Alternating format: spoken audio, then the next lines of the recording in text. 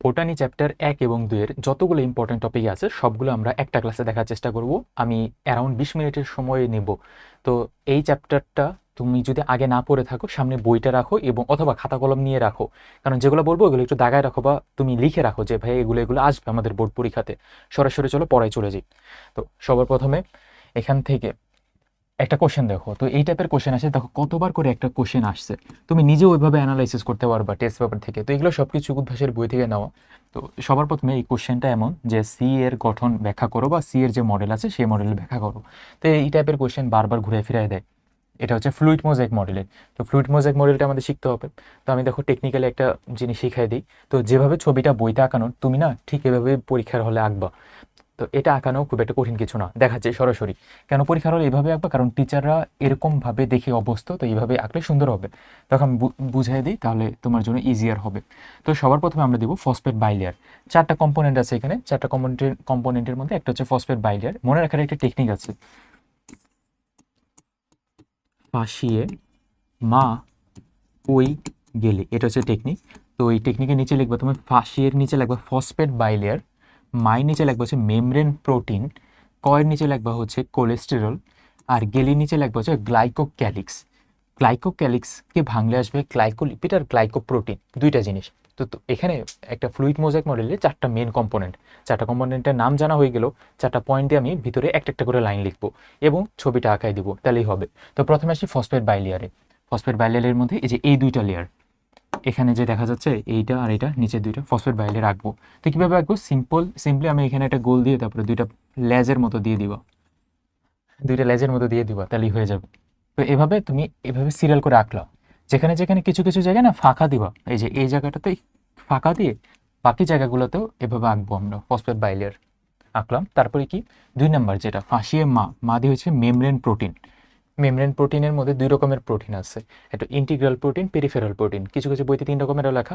যাই হোক, এখন আমাদের জ্ঞান পেঁচাল পাড়ার টাইম নেই, আমাদের পরীক্ষার হলে অ্যান্সার করার মতো ক্যাপাবিলিটি আনতে হবে। তো এটা হচ্ছে ইন্টিগ্রাল প্রোটিন। ইন্টিগ্রাল প্রোটিন মনে রাখবো যে সব এরিয়া জুড়ে থাকে, ইন্টিগ্রাল মানে হচ্ছে পুরোপুরিভাবে থাকে। তো মাঝখানে যেটা ফাঁকা জায়গা দিয়েছিল ওখানে ইন্টিগ্রাল প্রোটিন আঁকবো। আর আরেকটা হচ্ছে পেরিফেরাল প্রোটিন। পেরিফেরি মানে হচ্ছে বাইরে বাইরে থাকবে। তো তুমি দিবা পেরিফেরাল প্রোটিন বাইরে বাইরে। কোথায়, আচ্ছা আছে এক জায়গাতে, ধরো এখানে দিয়ে দিলাম।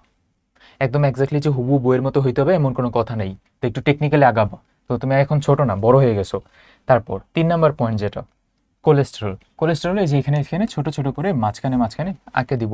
পেন্সিল দিয়ে তো আঁকবো, তো এখানে একটু রাবার দিয়ে মুছে তারপরে তুমি কোলেস্টেরলটা আঁকাই দিতে পারলা। তারপরে আছে কি লাস্টেরটা, গ্লাইকোক্যালিক্স। গ্লাইকোক্যালিক্স হচ্ছে গ্লাইকোপ্রোটিন আর গ্লাইকোলিপিডের সম্মিলিত যেটা, ওইটা এদের উপর দিয়ে থাকে। তো তুমি কি করবা, এরকম হরিণের শিঙের মতো কিছু আঁকে দিবা, অথবা তুমি যদি কিছু নাও মনে থাকে এই যে এরকম এরকম কিছু এঁকে দিবা, আন্দাজে আন্দাজে কিছু এঁকে দিবা। মূল কথা, পরীক্ষার হলে পারতে হবে, অ্যাকুরেটলি পারতে হবে এমন কোনো কথা নাই। দেখো আমি সবসময় প্র্যাকটিক্যালি বলি। তো কী কী করবো আবার বলি। প্রথমে আমি এরকম ফসফেট বাইলেয়ার দিব, মাঝখানে মাঝখানে কিছু জায়গায় ফাঁকা রাখবো, ওই জায়গায় আমি ইন্টিগ্রাল প্রোটিন দিব।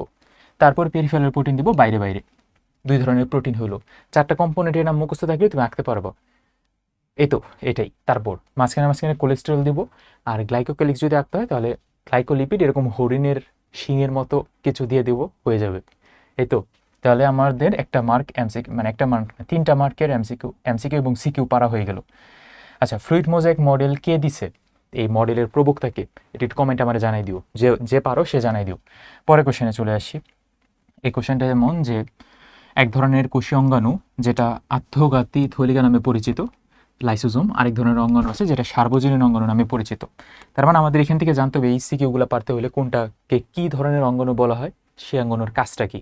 এটা যদি ওভারঅল তুমি জানা যাও তাহলে কিন্তু একটা সলিড প্রিপারেশন হবে। আমি বেশি সময় নেবো না, দেখো 2-3 মিনিটের মধ্যে শিখিয়ে দিচ্ছি। তো এখানে রাইবোজোম নিয়ে আলোচনা করছে, সার্বজনীন অঙ্গাণু। আমরা একটু নিচের দিকে আসি। ও তার আগে বলি, আমাদের কিন্তু মেডিকেল এক্সাম ব্যাচ চলতেছে, যারা 26 ব্যাচের স্টুডেন্টরা আছো, পরীক্ষা শেষ হয়ে যাওয়ার পরপরই তুমি এক্সাম ব্যাচে ভর্তি হতে পারো। আর যারা, হ্যাঁ এটাই, আর এখন ভর্তিও তুমি পরে ভর্তিও সবগুলো পরীক্ষা দিতে পারবো। আমাদের মেডিকেল এক্সাম ব্যাচে অনেকগুলো পরীক্ষা চলতেছে, এখন এক্সাম ব্যাচ নিয়ে আলোচনা করার টাইম নেই, আর আমার ইচ্ছাও নেই। চলে আসি এখানে। তো কোষ প্রাচীর এগুলো নিয়ে আমরা পড়বো না, এটা সব কিছু আমি পিডিএফটা কিন্তু আমাদের টেলিগ্রাম গ্রুপে দিয়ে দিছি, ডেসক্রিপশনে টেলিগ্রাম গ্রুপ আছেই, তো এখানে যাই তুমি দেখতে পারো। আচ্ছা, প্রোটোপ্লাজম এটাও পড়বো না, কোষঝিলি এটাও পড়বো না, ফ্লুইড মোজাইক থাকে কোষঝিলিতে, সিঙ্গার এবং নিকলসন দিয়েছিল ফ্লুইড মোজাইক মডেল। এটা কিন্তু এমসিকিউতে আসার মতো কোশ্চেন, যেটা একটু আগে জিজ্ঞেস করছিলাম। তারপর রাইবোজোমে আসবো, রাইবোজোমকে বলা হয় প্রোটিন ফ্যাক্টরি। তাহলে কোশ্চেন হচ্ছে প্রোটিন ফ্যাক্টরি কাকে বলা হয়, তুমি বলবো রাইবোজোমকে। রাইবোজোমের কাজ কি, তুমি বলবো প্রোটিন তৈরি করে। এই তো হয়ে গেল। তারপর গোলগি বডি, গোলগি বডিকে কি বলা হয়, কোষের ট্রাফিক পুলিশ এবং কার্বোহাইড্রেট ফ্যাক্টরি। কাজ কি এটা, কাজ হচ্ছে প্যাকেজিং করে এবং প্যাকেজিংই করে এবং আরও অনেক কিছু তৈরি করে, কোষ প্লেট তৈরি করে। তারপর এখানে আরও কিছু কোশ্চেন আছে যে লিপিড তৈরি করে গোলগি বডি, লিপিডকে সংশ্লেষ করে। লাইসোজোমে আসবো, লাইসোজোমে হচ্ছে আত্মঘাতী থলিকা, আত্মঘাতী থলিকা এটা দাগাবো। তারপর এটা কি করে, অটোফ্যাগি করে। এই দুইটা লাইন দেখে যাব। তারপর মাইটোকন্ড্রিয়াতে আসবো, মাইটোকন্ড্রিয়াকে বলা হয় পাওয়ার হাউস এবং মাইটোকন্ড্রিয়া কি করে, শক্তি উৎপাদন করে। এটা তো পারি, এই খ নাম্বারে কিন্তু আসলে পারতে হবে মাইটোকন্ড্রিয়াকে কেন পাওয়ার হাউস বলা হয়। আচ্ছা ফার্দার অন আমরা যদি প্লাস্টিডে আসি, প্লাস্টিডকে কি বলা হয়, তুমি বলবা যে প্লাস্টিডকে কোষের রান্নাঘর বলা হয়। এবং প্লাস্টিডের কাজ কি, 3 রকমের প্লাস্টিড 3টা কাজ দিয়ে দিবা। কি কি 3 রকমের প্লাস্টিড, প্রথমে লিকোপ্লাস্ট, লিকোপ্লাস্টের কালার নেই, তাহলে কি করে, খাদ্য সঞ্চয় করে। আচ্ছা লিউকোপ্লাস্ট আবার 3 রকমের হয়, একটা হচ্ছে অ্যামাইলোপ্লাস্ট যেটা স্বেচ্ছায় সঞ্চয় করে, মানে কার্বোহাইড্রেট সঞ্চয় করে। তারপর অ্যালিউরোপ্লাস্ট যেটা প্রোটিন সঞ্চয় করে। আর আরেকটা পাবো হচ্ছে ইলায়োপ্লাস্ট যেটা স্নেহ সঞ্চয় করে। ইলায়ো ওয়ার্ডটা কেমন যেন ভাব ভাব আছে না, লিপিড লিপিড, ইলায়ো স্নেহ, ওইভাবে মনে রাখা যায়। এই তো হয়ে গেল। তাহলে আবারও আসি, আমরা পড়তেছি প্লাস্টিডের কাজ কি। তুমি বলবো যে খাবার তৈরি করে, খাবার তৈরি করে, এটা গ্রস অনেক কিছু হয়ে গেল, বাট আমরা ভাগ ভাগ করে দিব যেন লেখা অনেক বড় হয়। তো প্রথমে হেডিং দিব প্লাস্টিক 3 রকমের, একটা হচ্ছে লিউকোপ্লাস্ট, ক্লোরোপ্লাস্ট, ক্রোমোপ্লাস্ট।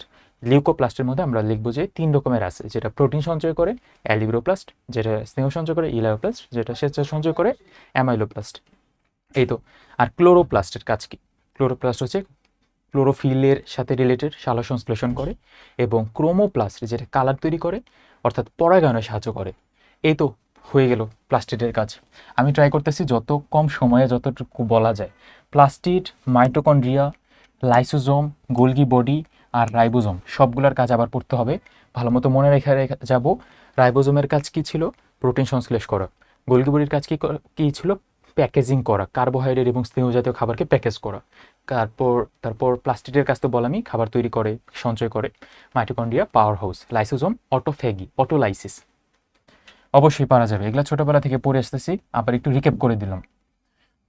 পরে ভাইয়া আর কি আসবে চ্যাপ্টারের শেষের দিকে, ডিএনএ ট্রান্সক্রিপশন, ট্রান্সলেশনে কিছু কথাবার্তা আছে। আমি একটু সামারিটা বলে দিই, তোমার একটু যেন সুবিধা হয়। চলো সরাসরি যাই। তো আমরা মনে রাখবো, একটু পর আমি ছবিগুলো দেখাচ্ছি, তার আগে কিছু বাংলা কথা বা থিওরিটিক্যাল কথা তো মনে রাখতে হবে। যেমন এই ডাবল হেলিক্সের মডেল, এটা কে দিছে নিচে কমেন্টে জানাও। ডিএনএ ডাবল হেলিক্সের মডেল কে দিছে, এটা কিন্তু এমসিকিউতে আসবে। তারপর ডিএনএ হেলিক্সের ব্যাস হচ্ছে 20 অ্যাংস্ট্রম, প্রতিটা ঘূর্ণনের দৈর্ঘ্য হচ্ছে 34 অ্যাংস্ট্রম, আর একটা সিঁড়ি থেকে আরেকটা সিঁড়ির মধ্যবর্তী দূরত্ব হচ্ছে 3.4 অ্যাংস্ট্রম। এটা আমি একটু করে দেখাচ্ছি। তারপর প্রতিটা এখানে এই যে 34 অ্যাংস্ট্রমের মধ্যে আছে 10 জোড়া মনোনিউক্লিওটাইড এবং হাইড্রোজেন বন্ড আছে 25টা এবং ওজন আছে 10⁻6 থেকে 10⁹ ডাল্টন। এটা এমসিকিউর জন্য ইম্পর্টেন্ট, তাছাড়া তোমার লিখতেও হবে, ডাবল হেলিক্সের মডেল যখন লিখবা তখন তো এটা লিখতেই হবে। তারপর চলে যাব ডিএনএর গঠন গেল, এটা এতটুকু খুব ইম্পর্টেন্ট। ফার্দার অন আমরা যদি চলে আসি, ডিএনএর রেপ্লিকেশন কীভাবে হয়, তুমি বলবে যে অর্ধ সংরক্ষণশীল পদ্ধতিতে রেপ্লিকেশন হয়। খ নম্বরের প্রশ্ন আসবে, অর্ধ সংরক্ষণশীল পদ্ধতি কি, তুমি বলবা যে একটা পুরনো স্ট্র্যান্ড এবং একটা নতুন স্ট্র্যান্ড থাকে। অর্ধ সংরক্ষণশীল মানে একটা আগেরটা, একটা পুরনো আর একটা নতুন স্ট্র্যান্ড, এইভাবে দুইটা মিলে অর্ধ সংরক্ষণশীল পদ্ধতিতে ডিএনএ রেপ্লিকেশন হয়। আর অনেক কথা আছে, বাট বেসিক কথাটা আমি বলার চেষ্টা করতেছি, একদম মিনিমাম অংশটুকু বলতেছি। ফার্দার অন আমরা যদি আসি, ট্রান্সক্রিপশন কি, ট্রান্সলেশন কি তোমাকে যদি বলে, এটাও পড়ে আসতেছে ছোটোবেলা থেকে। তুমি বলবে যে ট্রান্সক্রিপশন হচ্ছে ডিএনএ থেকে এমআরএনএ তৈরির প্রক্রিয়া হচ্ছে ট্রান্সক্রিপশন, ট্রান্সলেশন হচ্ছে এমআরএনএ থেকে প্রোটিন বানানোর প্রক্রিয়া। এই দুটো লাইন একটু মনে রাখো। পরে আরেকটা কোশ্চেন আসে যে ট্রান্সক্রিপশনে স্টার্ট কোডনকে স্টপ কোডনকে এমসিকিউতে আসে। তুমি বলবে যে স্টার্ট কোডন হচ্ছে এইউজি এবং স্টপ কোডন হচ্ছে এই তিনটা, ইউএএ, ইউএজি এবং ইউজিএ। তাহলে স্টার্ট কি জন্য বললাম, তুমি বলবা যে স্টার্ট কোডন হচ্ছে এইউজি। এইউজি কোন অ্যামিনো অ্যাসিডকে কোড করে, তুমি বলবে হচ্ছে মিথিওনিন।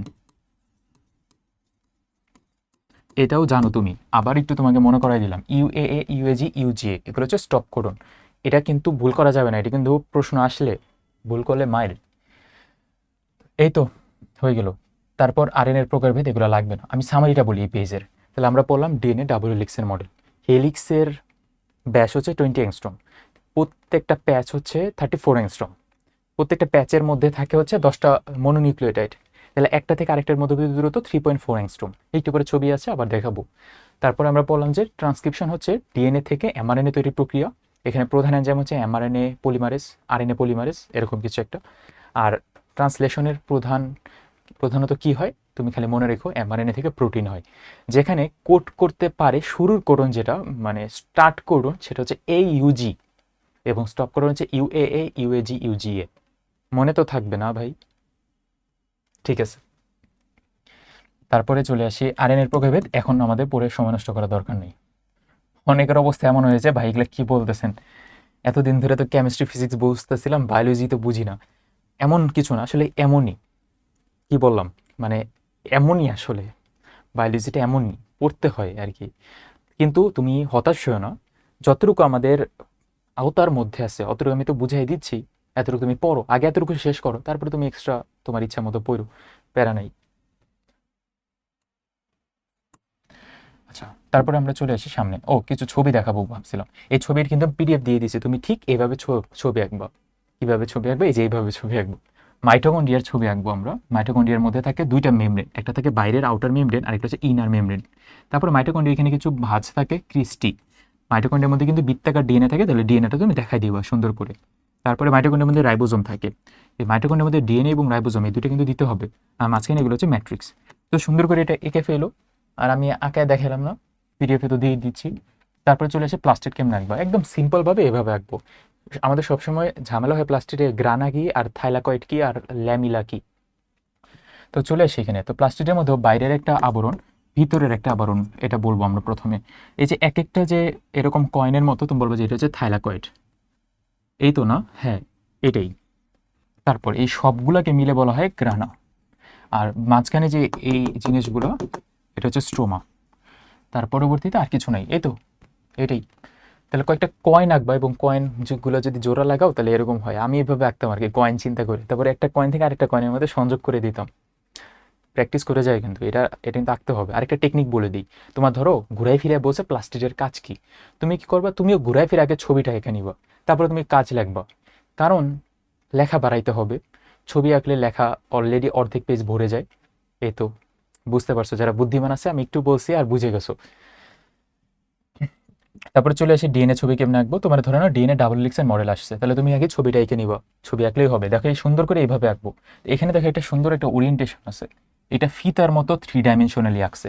এটা মেয়েরা ভালো আঁকতে পারে, ছেলেরাও পারে, বাট ফিতার মতো 3 ডাইমেনশনালি আঁকবা। টিচার কি দেখবে, তোমার ছবি অন্য জনের থেকে আলাদা। তুমি 3 ডাইমেনশনালি দেখলে অনেক সুন্দর দেখা যাবে। এটা খুব একটা কঠিন কিছু না, এটা আমি আঁকতে, আমার পার্সোনাল কিছু স্টুডেন্ট আঁকতে দিয়েছিলাম, আঁকতে পারছে। এখানে দেখ একটা মজার ব্যাপার খেয়াল করলে, এখানে যে আমরা স্ট্র্যান্ডগুলো যে দিছি, এই পাশে সাদা, এই পাশে হচ্ছে কালো। তুমি এভাবে এভাবে সামনের দিকে আগাবো। এখানে পারলে এর সাথে টি ডাবল বন্ড, সির সাথে জি ট্রিপল বন্ড, ওইটাও দিয়ে দিতে পারো। যেটা বলতেছিলাম যে এক একটা হেলিক্সের ঘূর্ণনের দৈর্ঘ্য হচ্ছে 34 অ্যাংস্ট্রম, সেটা এই যে একটু আগে বলতেছিলাম। তো 34 অ্যাংস্ট্রমের মধ্যে এখানে আবার 10টা সিঁড়ি আছে, তো একটা সিঁড়ি থেকে আরেকটা সিঁড়ির মধ্যবর্তী দূরত্ব হচ্ছে 3.4 অ্যাংস্ট্রম। এটা তুমি এঁকে দিবা, আর নিচে এখানে হেলিক্সের ব্যাস, যেটা হচ্ছে 20 অ্যাংস্ট্রম, এটাও লিখে দিব। এটা হয়ে গেল। আর কিছু আছে ছবি, এই 4টা ছবি ভালো মতো আগে শিখবো। 4টা fluid mosaic model, mitochondria, plastid আর ডিএনএ ছবিটা মাস্ট আগে শিখতে হবে। এখন পর্যন্ত যদি কেউ প্র্যাকটিস না করো, এখনই এখনই এখনই তোমার করতে হবে। আচ্ছা, সামনে আসি, চ্যাপ্টার 2-তে চলে আসি ভাইয়া। চ্যাপ্টার 2 এর মধ্যে আমরা তো অনেক কিছু পারি, অনেক কিছু আসতে পারে, কোষচক্র আসতে পারে, মাইটোসিস আসতে পারে, অ্যামাইটোসিস খতে আসতে পারে, আর মিওসিস না, মিওসিসটা অনেকে পারি না। মিওসিসে না দুইটা পড়ে যাবা, দুইটা ভাগ পড়ে যাবা। চলো সরাসরি দেখি। তো মিওসিসের আরেকটা নাম রাসমূলক বিভাজন। মিওসিসের ক্ষেত্রে কি আসে,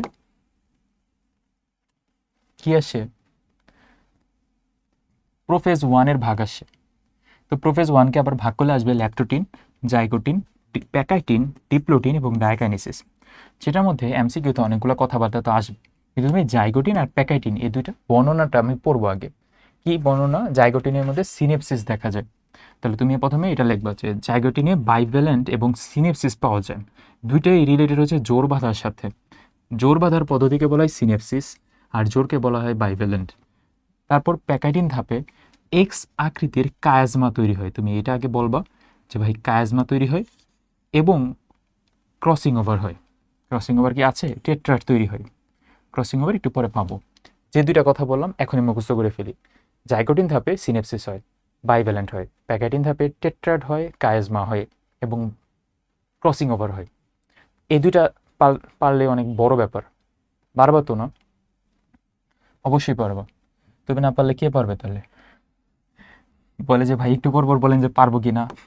পারবো অবশ্যই, কান্না করার কি দরকার, সামনে আসি।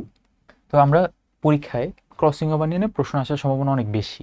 তো ক্রসিং ওভার কীভাবে হয়, কি কি হয়, আমি একটু বলে দিই সামারিটা, তুমি যেন পরীক্ষায় অ্যান্সার করতে পারো।